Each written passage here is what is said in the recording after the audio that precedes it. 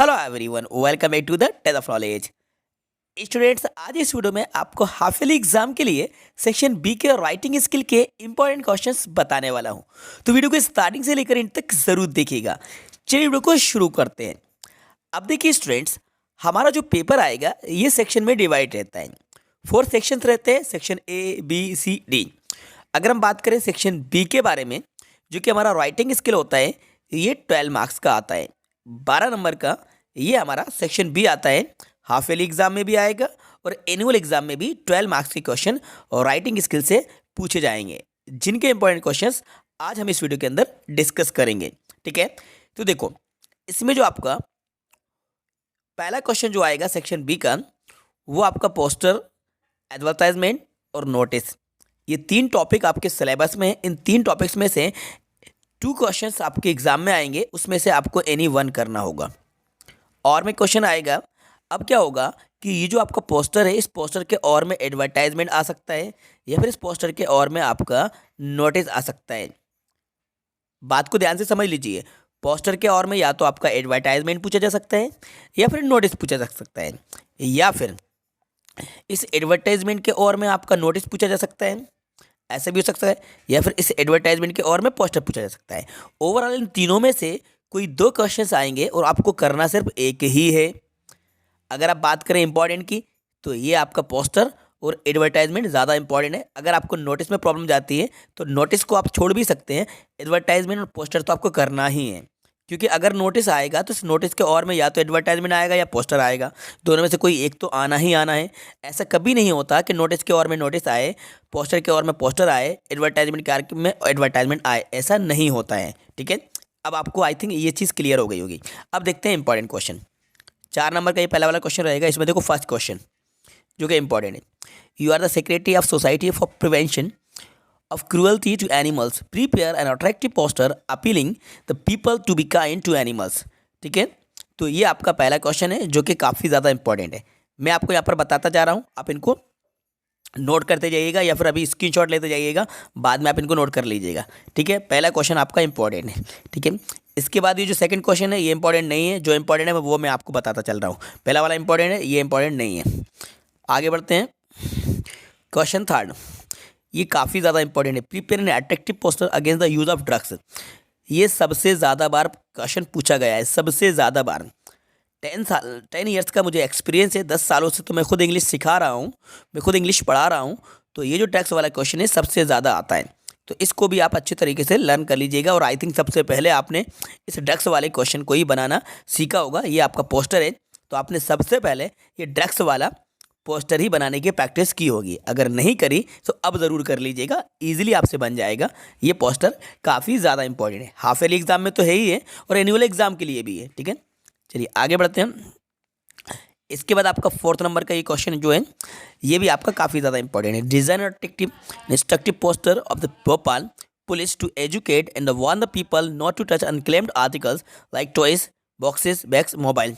ये bomb blast वाला है। कौन सा है बच्चों? ये आपका बम ब्लास्ट वाला क्वेश्चन है।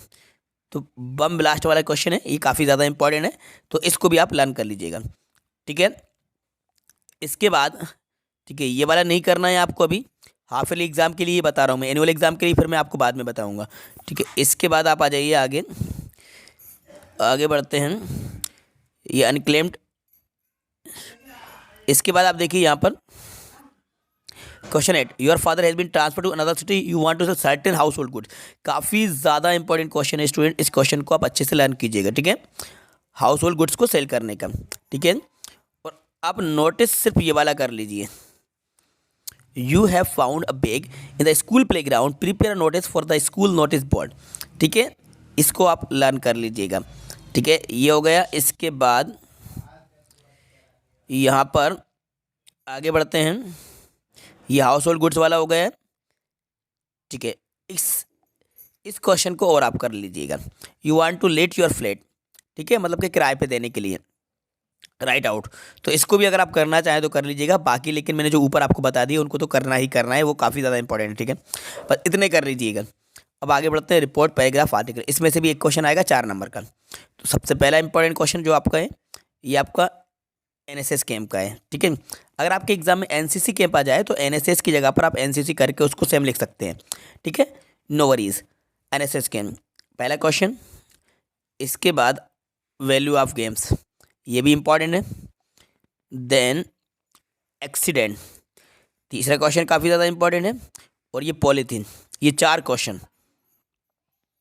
और एक ये वाला, last Monday you went to the hospital. ये सभी इंपॉर्टेंट क्वेश्चंस आपको बताए जा रहे हैं। बस ऊपर वाले करना है आपको, ये वाला कंप्यूटर वाला इसको रहने दीजिएगा, और आपका अनएम्प्लॉयमेंट प्रॉब्लम इसको भी छोड़ दीजिएगा, ठीक है। अब आ जाते हैं लेटर राइटिंग पे। ये भी आपका 4 नंबर का है।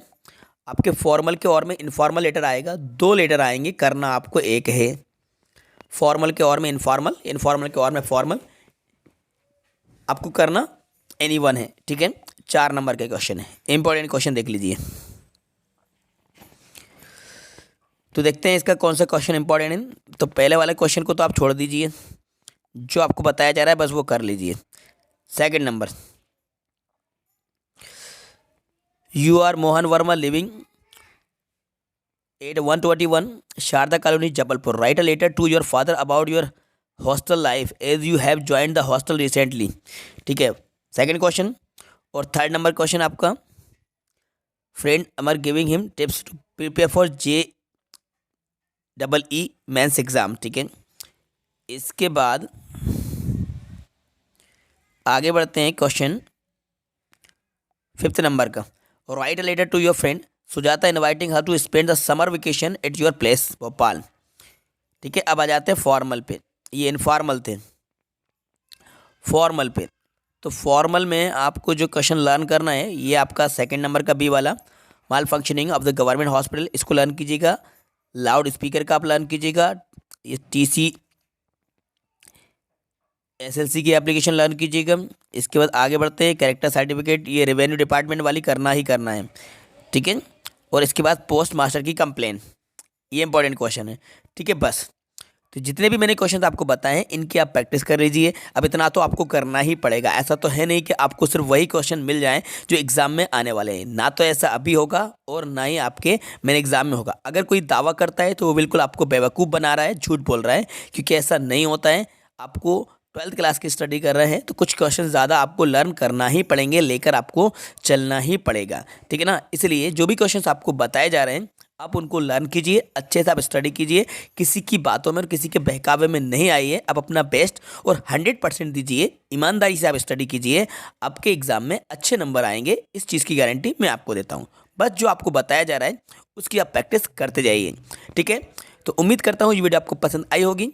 तो इस वीडियो को लाइक कीजिएगा, अपने सभी दोस्तों के साथ ज़्यादा से ज़्यादा शेयर ज़रूर कीजिएगा, और यदि चैनल पर नए हैं तो चैनल को सब्सक्राइब भी कर लीजिएगा। Thanks for watching.